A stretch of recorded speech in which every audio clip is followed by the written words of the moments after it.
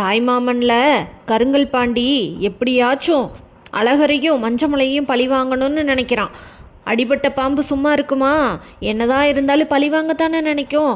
அதே மாதிரி கருங்கல் பாண்டியும் இப்போ அழகரும் இவங்களை காப்பாற்றிட்டான் அப்படின்னு சொல்லிட்டு அழகரையும் பழி வாங்கணும் அப்படின்னு நினச்சி சதித்திட்டம் போட்டுக்கிட்டு இருக்கிறான். ஆனால் கருங்கல் பாண்டியோட அம்மாவும் தங்கச்சியும், டே வேண்டாண்டா, அந்த பொண்ணுக்கு ஆல்ரெடி கல்யாணம் ஆயிடுச்சு, நம்ம தேவையில்லாமல் பிரச்சனை பண்ண வேண்டாம் அப்படின்னு சொல்கிறாங்க.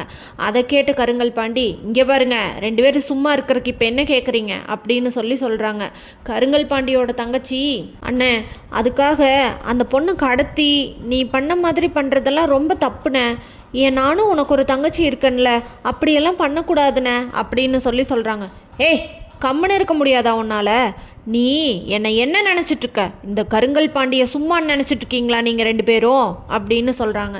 அதுக்கு அவங்க அம்மா, டேய் நான் பண்ணதே தப்பு, நான் தான் உன்னை சும்மா இருந்தவனை அந்த பிள்ளையை பாருன்னு சொல்லி அந்த பிள்ளையோட ஃபோட்டோவை கொண்டு வந்து காட்டி அந்த பொண்ணு கல்யாணம் பண்ணிக்கோன்னு சொன்னது ஏன் தப்பு தான், விட்டுடா அப்படின்னு சொல்கிறாங்க. அதுக்கு கருங்கல் பாண்டி, நீங்கள் 2 பேரும் இப்போ கம்முன்னு இருக்க போகிறீங்களா இல்லையா அப்படின்னு சொல்லிட்டு கருங்கல் பாண்டி அழகரை ஏதாச்சும் பண்ணணும்னு பிளான் பண்ணுற விஷயம் சொடலைக்கு தெரியுது. சொடலை என்ன பண்ணுறான், அவனோட மாப்பிள்ளையை காப்பாற்றி பூங்குடியோட வாழ்க்கையை காப்பாற்றுவானான்னு பார்த்தா அவன் போய் மஞ்சமலைகிட்ட, மச்சான் அந்த அழகரை நம்ம மட்டும்தானே எதிரியாக நினச்சோம், இப்போது இந்த கருங்கல் பாண்டியும் அவனை எதிரியாகத்தான் நினைக்கிறான், கருங்கல் பாண்டியை வச்சு அவன் கதையை முடிச்சு விட்றலாம், நீங்கள் ஒன்றும் கவலைப்படாதீங்க அப்படின்னு சொல்கிறான் சொடலை. ஃபஸ்ட்டு கருங்கல் பாண்டி அழகர் கதையை முடிக்கிட்டோம், அதுக்கப்புறம் இந்த கருங்கல் பாண்டியை நம்ம முடிச்சுடுவோம், என்ன சொல்கிறீங்க அப்படின்னு சொல்கிறா சொடலை. இதுக்கு மஞ்சமலை, சரி பார்ப்போம் அப்படின்னு சொல்லிட்டு எதுவும் பேசாமல் யோசிச்சுட்டே இருக்காரு.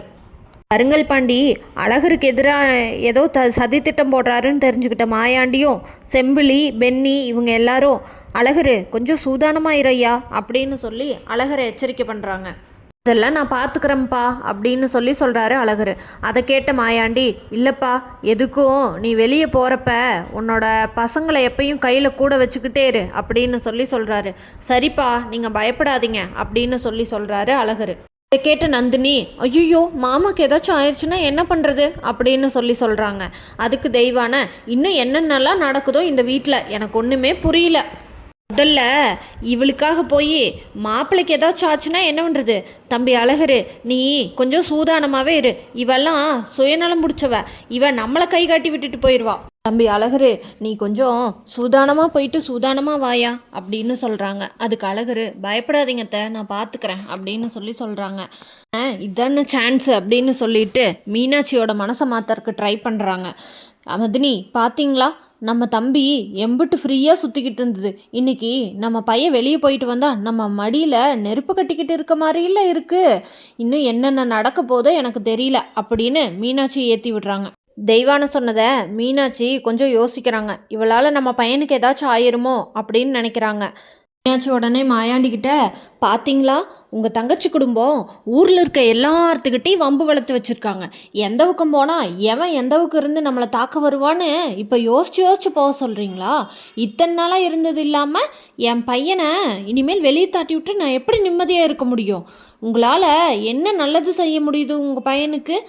கட்டி கொடுத்தீங்க உங்கள் தங்கச்சியை கட்டி கொடுத்தது இல்லாமல் என் பையன் வாழ்க்கையும் உங்கள் தங்கச்சி பொண்ணை கல்யாணம் பண்ணி கொடுத்து நீங்கள் ரொம்ப சீரழித்து வச்சுருக்கீங்க.